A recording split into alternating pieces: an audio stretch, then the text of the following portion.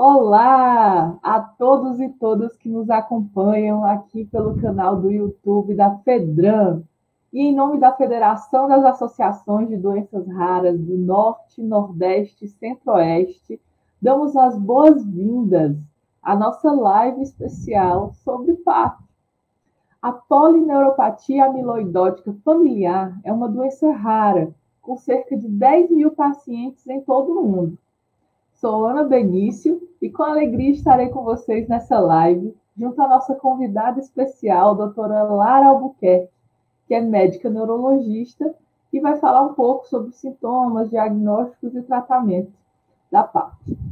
A proposta principal dessa live é ampliar a adesão para a consulta pública Conitec/SCTIE, número 97/2022, opinião patizirana para pacientes diagnosticados com amiloidose hereditária relacionada à transirretina, ATTRH, com polineuropatia em estágio 2, provocando um amplo debate envolvendo a sociedade civil e mobilizando o ecossistema de apoio a doenças genéticas e raras para a campanha Conitec Incorpora Já PAP, beneficiando assim pessoas diagnosticadas com PAP, profissionais de saúde, associações e entidades de apoio a doenças genéticas e raras no Brasil. O link para colaborar com a consulta pública número 97 está fixado nos comentários aqui do chat, então não perde tempo, corre lá, já deixa a sua contribuição e sinaliza aqui no chat para a gente. Eu ajudei a salvar vidas, hashtag Conitec Incorpora Já PAP. Para iniciar nosso painel, convidamos a doutora Lara Albuquerque de Brito, médica neurologista do Hospital Geral de Fortaleza e do Hospital São Carlos, preceptora do Ambulatório Neuromuscular do Hospital Geral de Fortaleza e mestranda em Ciências Médicas pela Unifor. Bem-vinda, doutora Lara. Olá, bom dia, Ana Benício. Obrigada pelo convite. Espero contribuir e ajudar essa adesão a essa causa tão importante, que é aumentar a diversidade de tratamentos, né, que a gente pode ter para essa doença rara. Doutora, agora eu gostaria que a senhora falasse, né, assim, para o público em geral, o que é PAP, né, quais são os sintomas, como que é feito o diagnóstico dessa doença. Então, a polineuropatia amiloidose familiar, ela é uma forma, a gente tem a amiloidose hereditária, que é uma doença onde há a produção de uma proteína alterada que vai se depositar em alguns órgãos. A gente tem a forma PAF, né, a polineuropatia, mas a gente também tem a forma de cardiomiopatia. Então, é uma doença de depósito, a partir de esses depósitos, quando eles ocorrem nos nervos, ou no coração, ou em outros órgãos, eles vão causar alguns sintomas. E a partir dos sintomas, a gente já deve iniciar tratamento. Existem alguns sintomas principais, como alterações em membros inferiores, como formigamento, dormências, que evoluem para fraquezas, podem levar o paciente à dificuldade de andar, necessidade de um apoio para andar, até cadeira de rodas e finalizando assim um paciente acamado, caquético, com uma perda de peso importante. Além das complicações cardíacas e as complicações de desautonomia, como empachamentos, dificuldades para se alimentar, dificuldades para urinar. Então, muitos são esses sintomas e que comprometem bastante a funcionalidade do paciente com essa doença. Ela, por ser uma doença hereditária, a gente tem esse componente familiar, então cada familiar tem uma chance em 50% de passar para os seus descendentes. Então, a gente deve fazer essa avaliação na família, tentando um diagnóstico precoce, para mais precoce o diagnóstico, mais precoce o tratamento. E hoje a gente tem alguns tratamentos já liberados pela Anvisa, que são indicados para cada uma dessas fases da doença. Perfeito, doutora. E como chegar nesse diagnóstico, né? Não é algo muito fácil. Digo isso, doutora, porque meu pai tem amiloidose, né? E ele só teve o diagnóstico depois de 50 anos. Depois de 50 anos, e depois de um transplante de fígado, olha só. Né? Então, assim, não é um diagnóstico muito fácil. Né? Então, como chegar a esse diagnóstico, né? Quais exames, enfim, como que funciona essa jornada, doutora? Então, o principal é o médico, né, que acompanha esse paciente, ter esse olhar mais atento para essas alterações que são características da doença. Os sintomas são alguns sintomas típicos de outras neuropatias, como neuropatia diabética, neuropatia por álcool. Então, são sintomas que podem estar presentes em outras doenças, mas que muitas vezes são deixadas de lado por essas outras comorbidades que o paciente pode ter associado. Então, a história familiar é muito importante, pois vai lembrar aquele familiar, o paciente ser testado para essa doença. Os sintomas são da polineuropatia, da cardiopatia. Então, a partir do início dos sintomas, o médico deve se alertar para outros sinais de alarme, como uma síndrome do túnel do carpo lateral, uma alteração no hábito urinário do paciente, na alimentação, hipotensões. Então, outras desautonomias associadas devem levar o profissional a pensar na doença, e a história familiar. Então, a partir daí é feito o teste genético, a gente vai fazer o sequenciamento do gene, da transretina, o gene TTR, e na sua positividade é feito o diagnóstico da doença. Antigamente, a gente necessitava mesmo de biópsia, né, onde a gente observava o depósito de amiloide, mas hoje a gente consegue fazer com o teste genético, que muitas vezes é mais simples, né, é um teste com saliva. Então, é encaminhado esse teste a partir do suave, e com 30, 45 dias a gente consegue o resultado. E a partir daí, os primeiros sinais e sintomas da doença, que a gente vai avaliar por meio de alguns exames objetivos, como eletroneuromiografia, um ecocardiograma, a gente consegue definir objetivamente que o paciente tem o depósito, tem a doença, provavelmente essa doença é por amiloidose, e iniciar o tratamento. Perfeito, doutora. Muito obrigada. Né? Quais são os marcos, né, utilizados para determinar a mudança de estágios, né, dessa doença? Né? Estágio 1, estágio 2, como que funciona essa evolução da fase? Hoje em dia, a gente tem os marcos focados na marcha. Então, um paciente que deambula, sem apoio, sem dificuldades, não sente nenhum sintoma, dado como paciente assintomático, ele fica com um grau 1. Quando ele começa a ter qualquer sintoma em membros inferiores, um formigamento, uma alteração de sensibilidade, então a gente já tem um paciente que está no grau 1.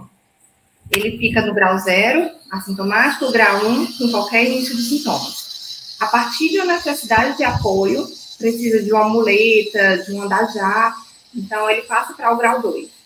E o paciente, quando passa para a cadeira de rodas ou acamado, um grau 3. A gente tem tratamento para o grau 1 e para o grau 2, mas para o grau 3, infelizmente, já perde essa janela de tratamento. No entanto, aquele paciente que tem sintomas, outros sintomas, como um empachamento, uma dificuldade urinária, uma insuficiência cardíaca, também é considerado sintomas, então ele estaria numa fase de sintoma, estaria numa fase 1, e se esses sintomas progredirem, a gente pode considerar refratariedade aos primeiros tratamentos de fase 1, ali já podem ser classificados como indo para a fase 2. Mas, infelizmente, assim, o protocolo precisa dessa alteração de marcha. A gente precisa ver um paciente com apoio unilateral, apoio bilateral para considerar ele oficialmente em grau 2. E quais medicamentos, né, o SUS disponibiliza, né, quais são os tratamentos, na verdade, né, para esses diferentes estágios da doença, doutora? Disponibilizados pelo SUS, a gente tem um transplante hepático, mas que a gente costuma dizer que é trocar uma doença por outra, né? Que o paciente vai precisar da imunossupressão pelo transplante, é algo comórbido, não é? Fazer o transplante é uma cirurgia de risco, então tem os seus riscos, mas muitas vezes é bem indicado. E o segundo tratamento é o tafamidis, que é indicado para a fase 1. Então, o Vyndaqel, a gente já consegue liberação pelo SUS, a partir do início dos sintomas e a comprovação com um teste genético e um exame objetivo. Perfeito. E qual a sua opinião, doutora, né, a partir das suas experiências também, né, sobre o uso da patisiranna no tratamento da amiloidose hereditária relacionada à transirretina, né, a TTRH, com polineuropatia estágio 2, ou que apresentem resposta inadequada ao consumir? Então, é muito importante a gente ter esses tratamentos para fase 2, porque normalmente um terço dos pacientes que vão ser bons respondedores ao tafamidis, aqueles pacientes que têm essa refratariedade em tratamento ou continuam com progressão da doença, sejam de sintomas de polineuropatia ou cardiopatia ou sintomas autonômicos, vão necessitar de um outro tratamento, né? Um tratamento mais eficaz. Então, a bacteriana chega nesse momento para a gente poder ter uma diversidade maior de oportunidades de tratamento. E ela é indicada para aqueles pacientes que são refratários, né, não responderam ao tafamidis. A gente avalia isso 6 a 1 ano do início do tratamento. Se o paciente queixa-se e a gente avalia objetivamente nos exames de segmento, ou aquele paciente que está na fase 2, que vai necessitar de um apoio para deambular. Então, ela é uma medicação endovenosa, ela é aplicada a cada 3 semanas em centros de infusão, e a gente vai observar uma estabilidade dessa progressão ou até melhora de alguns sintomas. Então, é muito importante a gente ter esse acesso. E principalmente se a gente conseguir ter o acesso pelo SUS, porque a rapidez para a entrega, para o início, vai ser um dado essencial para a gente conseguir parar, né, essa evolução. Perfeito, doutor, perfeito. Né? Lembrando que eu vi de muito perto, né, a evolução dessa doença, né, no caso familiar, e esse acúmulo, né, dessa proteína nos órgãos, né, também acomete o funcionamento. Né? Então, essas pessoas também correm risco de vida. Né? A evolução dessa doença, ela também compromete, né, essa questão.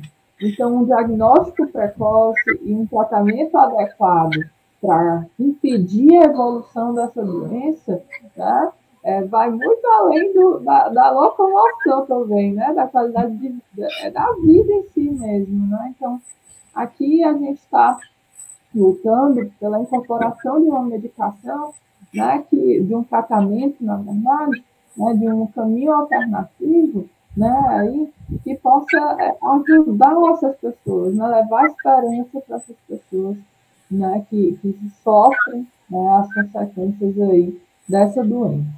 Né? Então, doutora, para a gente terminar esse encontro, né, um encontro rapidinho, já já vou apresentar a consulta pública para vocês. Qual seria a sua fala para as famílias, né, que são diagnosticadas com essa doença? Primeiro, alertar, né, para a importância da gente ter essa diversidade de tratamentos, né, a gente poder ter o apoio da Conitec para poder autorizar essa nova medicação, pois quando a gente tem ela aprovada, o acesso fica muito mais rápido. E esse tempo, essa janela de oportunidade do tratamento é o que vai modificar a progressão, vai modificar a evolução em cada indivíduo. É uma doença tratável, e então a gente tem que fazer o diagnóstico precoce. Então, quando você tem esses sinais de alerta, procurar um médico, procurar um neurologista, um cardiologista que conhece sobre a doença, pois muitas vezes esse atraso no diagnóstico impacta bastante na qualidade de vida.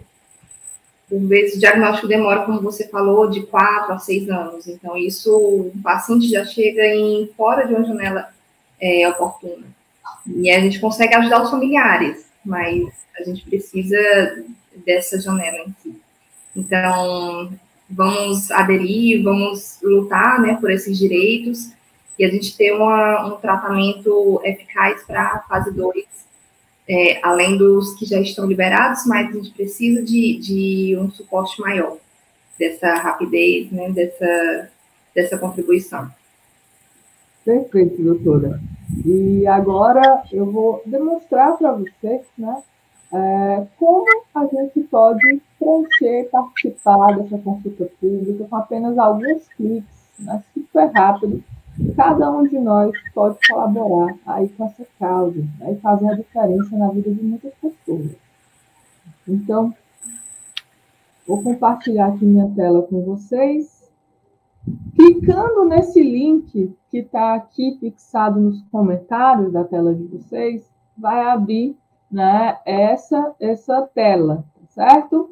Que é para consulta pública Conitec/SCTIE número 97/2022, opinião patizirana para pacientes diagnosticados com amiloidose hereditária relacionada a trânsito de retina, ATTRH, com polineuropatia em estágio 2. Lembrando que para participar dessa consulta pública, você tem que estar logado, né, logada no portal gov.br, ok?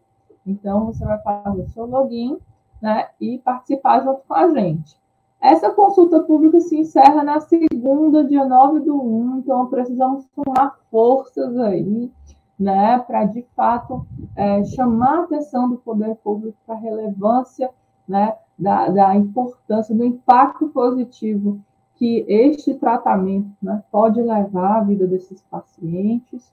Se você quiser mais informações, né, além dessas informações preciosíssimas que a doutora Laura compartilhou com a gente, aqui tem um relatório técnico, né, para os profissionais de saúde, pesquisadores que quiserem mais informações técnicas, e aqui o relatório para a sociedade, que são apenas 8 páginas, né, um relatório bem interessante, que vem falando, né, sobre a doença, né, um pouquinho sobre o medicamento, sobre o tratamento, relatórios de pessoas, depoimentos, relatos, né, de pacientes que utilizaram, né, essa medicação, dos resultados positivos que trouxeram, certo? E assim você tem mais elementos, né, para construir aí o seu senso crítico, a sua opinião, né, o seu posicionamento diante dessa consulta pública, tá certo?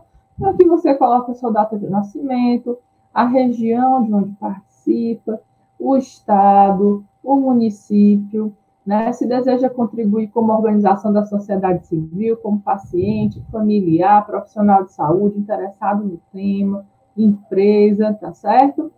Caso você queira participar como empresa, você coloca aqui o seu CNPJ, tá certo? O sexo biológico, autodeclaração de cor e etnia.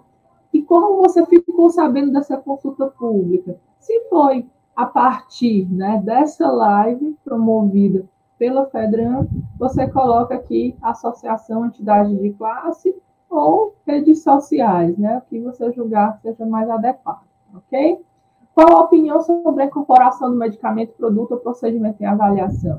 Nós acreditamos que deve ser incorporado ao SUS, né, e aqui a gente coloca todos esses elementos que a gente vem discutindo, né, com as suas palavras. Eu acho importante que as pessoas, os pacientes tenham acesso, né, a tratamentos, né, a uma diversidade maior de tratamentos comprovados, né, em atenuar o avanço, ou impedir o avanço dessa doença, né, que pode ser fatal, enfim. E aí você vai colocando aqui os elementos que formem a sua opinião. Você já teve alguma experiência com os medicamentos, produtos ou procedimentos em avaliação? Se você já teve como paciente, como cuidador, como profissional de saúde, responde sim, se não, não, certo? E aí, com quais medicamentos, produtos ou procedimentos em avaliação você já teve experiência? Aqui você fala sobre o seu relato, né, quais resultados positivos e facilidades você percebeu a partir da sua experiência, também coloca o seu relato e quais resultados negativos você percebeu a partir da sua experiência com o medicamento. Isso, logicamente, se você tiver respondido sim na opção assim, ok? Você já teve alguma experiência com outros medicamentos, produtos ou procedimentos para essa doença? E aí também você pode colocar aqui quais foram esses outros medicamentos, quais os resultados positivos. Se não, também não precisa preencher, né, essa parte.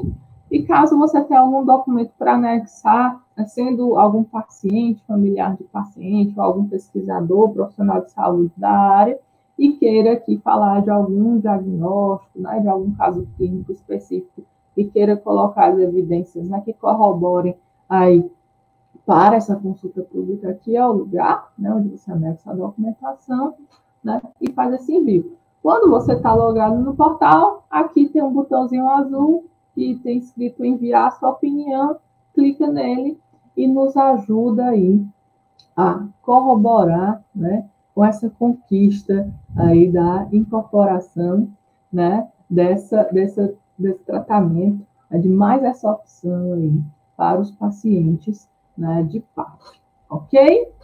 Chegamos ao fim, né, das nossas perguntas de hoje, agradecendo demais, né, a presença da doutora Lara, né, Lara Albuquerque, que nos honra aqui, né, com a sua presença, com o seu conhecimento, e deixo o convite para que ela possa fazer aqui suas considerações finais.